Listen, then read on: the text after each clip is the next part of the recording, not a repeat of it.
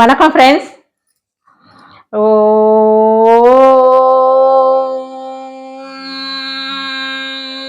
நம சிவாய. பிரம்மகத்தி தோஷம் தெரியும், பித்ரு தோஷம்ங்கிறதும் தெரியும். ஆனா இந்த கோகத்தி தோஷம் அப்படிங்கிறது எத்தனை பேத்துக்கு தெரியும்னு தெரியல எனக்கு.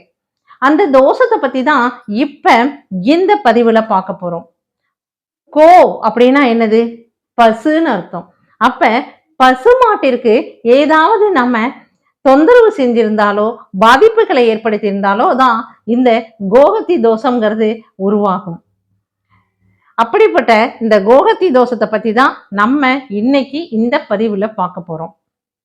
ஃப்ரெண்ட்ஸ், அதுக்கு முன்னால நீங்க ஜெயகௌரி ஜோதிடாலயம் சேனலை இப்பதான் முதல் முறையா பார்க்கறவங்களா இருந்தா சப்ஸ்கிரைப் பண்ணுங்க, அப்படியே பெல் ஐக்கானை கிளிக் பண்ணுங்க, லைக் பண்ணுங்க, ஷேர் பண்ணுங்க. ஃப்ரெண்ட்ஸ், கமெண்ட்ல இந்த உலகம் முழுக்க அமைதியாகவும் எல்லோருக்கும் எல்லாமும் கிடைத்து ஆரோக்கியமாகவும் இருக்கணும்னு வேண்டிட்டு ஓம் நம சிவாய அப்படின்னு கமெண்ட் பண்ணுங்க. ஃப்ரெண்ட்ஸ், வாங்க ஃப்ரெண்ட்ஸ் பதிவுக்குள்ள போலாம்.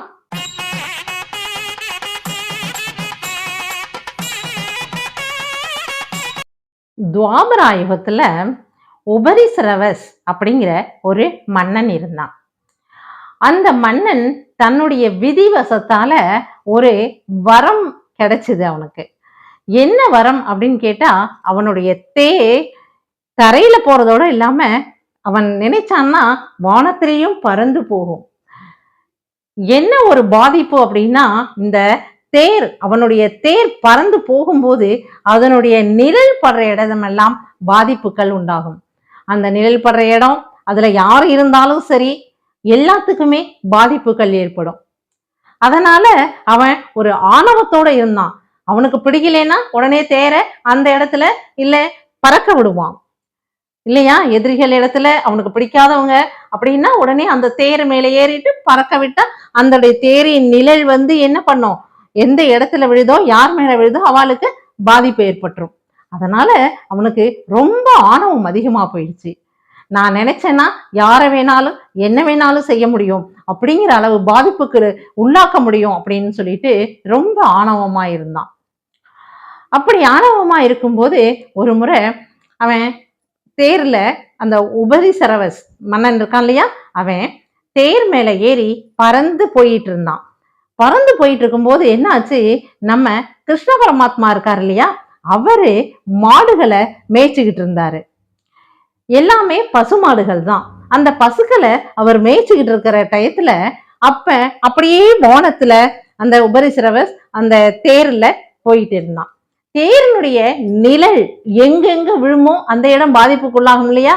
அப்படித்தான் இந்த பசுக்களை கிருஷ்ண பரமாத்மா மேய்ச்சிக்கிட்டு இருக்கும்போது சில பசுக்கள் மேல, அதாவது நிறைய பசு இருக்கும்போது அந்த தேர் எங்கெங்க போகுதோ அதற்கு கீழே இருந்த அந்த பசுக்கள் எல்லாத்துக்கும் பாதிப்பு உண்டாயிடுச்சு. ரொம்ப கஷ்டப்படுது மாடுகள், பசு மாடுகள் ரொம்ப கஷ்டப்படுது. கோமாதா இல்லையா, ரொம்ப கஷ்டப்படுது. பார்த்து ரொம்ப மனசுக்கு வருத்தப்பட்டார் கிருஷ்ண பரமாத்மா. எப்படி இவனுடைய ஆணவத்தை அடக்கிறது? அதே போல மனிதர்களுக்கு இந்த மாதிரி ஆணவம் வந்தா அந்த ஆணவத்தை போக்குறதுக்காக ஒரு திவ்ய தேசத்தை உருவாக்கணும், அப்பதான் ஆணவம் இல்லாத மனிதர்கள் இருப்பாங்க அப்படின்னு அவன் கிருஷ்ண பரமாத்மா நினைச்சார். என்ன செய்தார் அவரு? சரி இருக்கட்டும் அப்படின்னு சொல்லிட்டு யோசிச்சுட்டு இருக்கும் போதே அந்த உபரிசரவஸ் மன்னன் தேர் மேல ஏறி அப்படியே திரும்ப வந்துகிட்டு இருந்தான். இந்த பசுக்கள் அது ஏற்கனவே பாதிக்கப்பட்டு கஷ்டப்பட்டு அவஸ்தப்பட்டுக்கிட்டு தான் இருக்கு.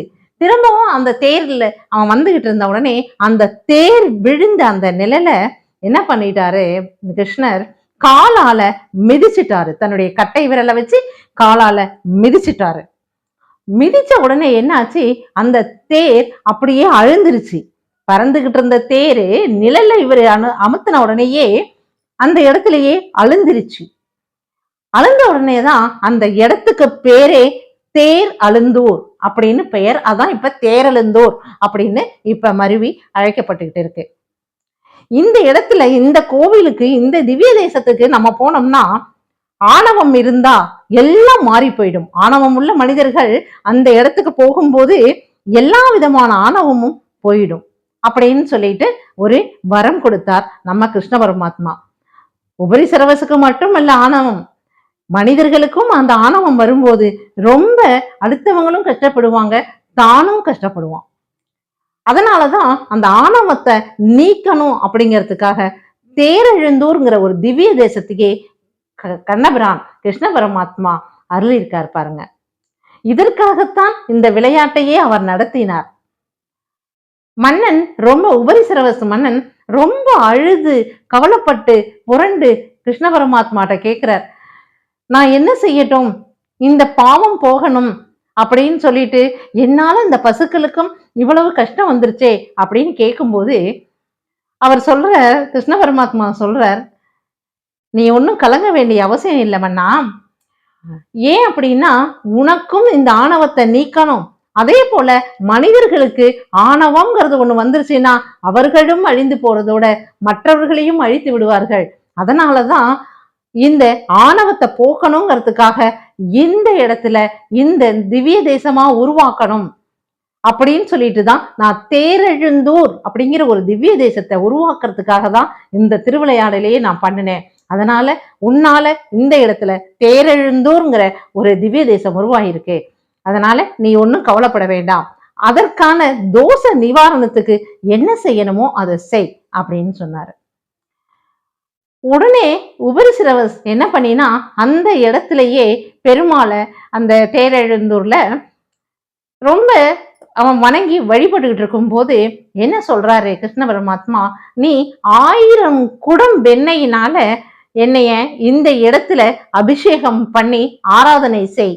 எத்தனை குடம்? 1000 குடம் வெண்ணெயினால அபிஷேகம் செய்து ஆராதனை செய்தீங்கன்னா இந்த கோஹதி தோஷம் போயிடும். பசுமாட்டை அந்த தேருடைய நிழல் விழுந்ததுனால அந்த பாதிப்புக்கு உள்ளான்னு இல்லையா அந்த பசுமாடு எல்லாமே, அந்த பசுமாடுகளுக்கு என்ன செய்யணுமோ அதை நீ செய்யணும். அப்பதான் உன்னுடைய கோஹதி தோஷம் போகும். கோனா பசு, ஹத்தினா தோஷம். அதனால பசுமாடுகளை நீ இப்படி பாதிப்புக்கு உண்டானதுனால உனக்கு இந்த கோஹதி தோஷம் வந்திருக்கு. இந்த கோஹதி தோஷம் போகணும்னா 1000 குடம் வெண்ணெயால நீ என்னைய அபிஷேகம் செய்து ஆராதனை செய். எங்க அப்படின்னா இந்த தேரெழுந்தூர் திவ்ய தேசத்துல அப்படின்னு கிருஷ்ண பரமாத்மா சொல்ற. உடனே நம்ம உபரிசிரவஸ் மன்னனும் 1000 குடம் வெண்ணெய அவன் ரெடி பண்ணி தயார் செய்து கொண்டு வந்து இந்த இடத்துல வழிபாடு பண்றான் நம்ம கிருஷ்ண பரமாத்மாவை. இந்த இடத்துல இந்த தேரெழுந்தூர் திவ்ய தேசத்துல நம்ம பெருமாளுக்கு பேரு தேவாதி தேவன், தேவாதி ராஜன், இப்படி பெயர் அவருக்கு. அங்க அம்மையாருக்கு பேரு செங்கமலவல்லி அப்படின்னு சொல்றாங்க. ஸ்ரீ தேவாதி ராஜன் செங்கமலவல்லி இவங்கதான் அங்க இருந்து அருள்பாலிச்சுக்கிட்டு இருக்காங்க. அந்த தேவாதி ராஜனுக்கு தான் 1000 குடம் வெண்ணெயால அபிஷேகம் செய்தான். எதற்காக இந்த தெய்வீக வினோத நீதி கிடைச்சிருக்கு? நீதி மனுநீதி சோழன் எல்லாம் சொல்றோம் இல்லையா, அதே மாதிரி இந்த உபரிசிரவஸ் மன்னனுக்கு இந்த நீதி கிடைச்சிருக்கு. தெய்வீக நீதி அப்படின்னு சொல்றது, அதுவும் தெய்வீக வினோத நீதி. வினோதம்னா அதிசயம், ஒரு அதிசயக்கத்தக்க ஒரு நீதியை கொடுத்திருக்காரு. எப்படி? 1000 குடம் வெண்ணெயால அபிஷேகம் செய் அப்படின்னு சொல்லிட்டு.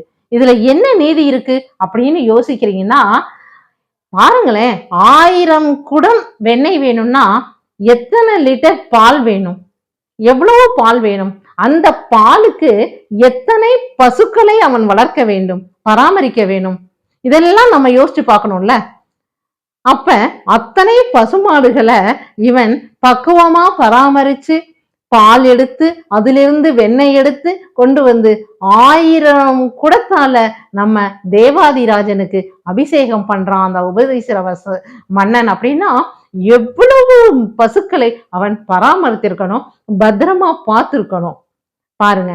இதுதான் பசுக்களை வதம் பண்ணதுனால சில பசுக்களை தான் அவன் வதம் பண்ணான். ஆனா இந்த 1000 குடம் வெண்ணெய்க்காக ஆயிரக்கணக்கான பசுக்களை இவங்க பராமரிச்சு பசுக்களுக்கு சேவை செய்திருக்கான். இதுதான் தெய்வீக வினோத நீதி அப்படின்னு நம்ம சொல்றோம். வினோதம்னா ஏற்கனவே சொன்னேன், அதிசயம், அதிசயத்தக்க ஒரு நீதிய இந்த இடத்துல கிருஷ்ண பரமாத்மா கொடுத்திருக்காரு. தேரெழுந்தூர்ல வருஷத்திற்கு 2 முறை இந்த தேவாதிராஜன் ஸ்ரீ தேவாதிராஜனுக்கு இந்த 1000 குடம் வெண்ணெயால அபிஷேகம் செய்யறாங்க. பாருங்க ஃப்ரெண்ட்ஸ், எப்படிப்பட்ட ஒரு வினோத நீதின்னு பாருங்களேன். அதனாலதான் இந்த இடத்துல அவன், அதாவது கண்ணபிரான் என்ன பண்றாங்க, கிருஷ்ண பரமாத்மா இது மாதிரி அதிகமான வினோத நிதிகளை கொடுத்திருக்காரு. கண்ணனுடைய லீலைகளை எடுத்து பார்க்கும்போது நிறைய வரும் இந்த மாதிரி வினோத நிதிகள். அதனால அவருக்கும் பெயர் ஒண்ணு வழங்கியிருக்காங்க. என்னன்னா கண்ண வினோதன். பாருங்களேன், கிருஷ்ண பரமாத்திற்கு என்ன பெயர் வழங்கியிருக்காங்க? வினோதன். அதுவும் கண்ண வினோதன் அப்படின்னு பெயர் வழங்கியிருக்காங்க.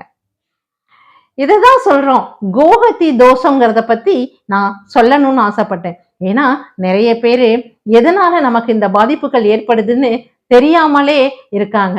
ஆனா கிராமத்துல இருக்கவங்க கரெக்டா இந்த சோழி போட்டு பாக்குறது, ஜாதகம் பாக்குறது, அதுக்கப்புறம் இன்னும் என்ன வழிகள்ல சுவாமி கேட்கறது, இந்த மாதிரி எல்லாம் செய்துட்டு அங்க இருக்கக்கூடிய கஷ்டப்படக்கூடிய அந்தணர்களுக்கு, அதாவது ரொம்ப ரிச்சா இருக்கவங்க இல்ல, கொஞ்சம் மிடில் கிளாஸ் இல்ல அதுக்கு கீழே இருக்கிற நம்ம அந்தணர்கள் இருக்காங்க இல்லையா, பிராமணர்கள், அவங்களுக்கு இந்த பசுமாடும் கண்ணுக்குட்டியும் சேர்த்து அவங்க தானம் பண்ணுவாங்க. இந்த மாதிரி தோஷம் இருக்குன்னு தெரிஞ்சிட்டவனே தானம் பண்ணுவாங்க. ஏன்னா இந்த கோஹதி தோஷத்தால நிறைய பாதிப்புகள் அவங்க பரம்பரைக்கே வரும் அப்படின்னு நம்புறாங்க.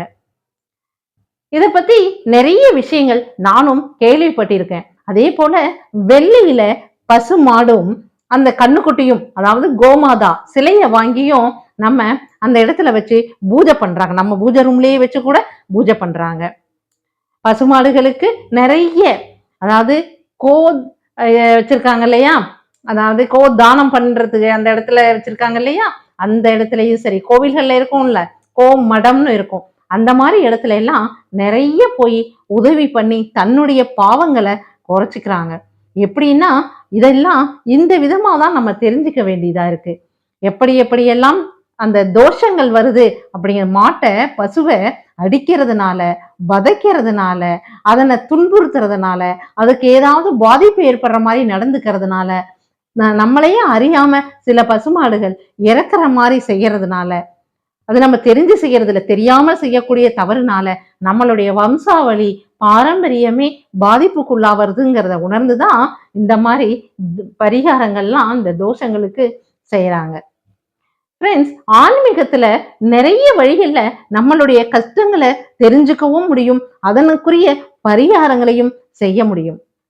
இதெல்லாம் பாருங்களேன், சாதாரணமா ரோட்ல தண்ணிக்காக அலைஞ்சுகிட்டு இருக்கிற அந்த பசுவுக்கு ஒரு வாளி தண்ணி எடுத்து வச்சாலும் அதுவே நமக்கு ஒரு நல்ல கதியை உண்டு பண்ணும் இல்லையா ஃப்ரெண்ட்ஸ்? நம்மளுடைய பரம்பரை நல்லா இருக்கணும், வாரிசுகள் நல்லா இருக்கணும் அப்படின்னா எந்த விதமான தோஷங்களும் இல்லாம பார்த்துக்கணும். அப்படியே நம்மளது முன்னோர்களால இல்ல நம்மளுடைய அறியாமையினால் ஏதாவது ஏற்பட்டிருந்தா அதற்கான பரிகாரங்களை செய்து நமக்கு அடுத்த தலைமுறைய நல்ல வழியில கொண்டு போய் நல்லா இருக்க செய்யணும் ஃப்ரெண்ட்ஸ். ஓகே ஃப்ரெண்ட்ஸ், மற்றும் ஒரு பதிவில் உங்களை சந்திக்கிறேன். பாய்.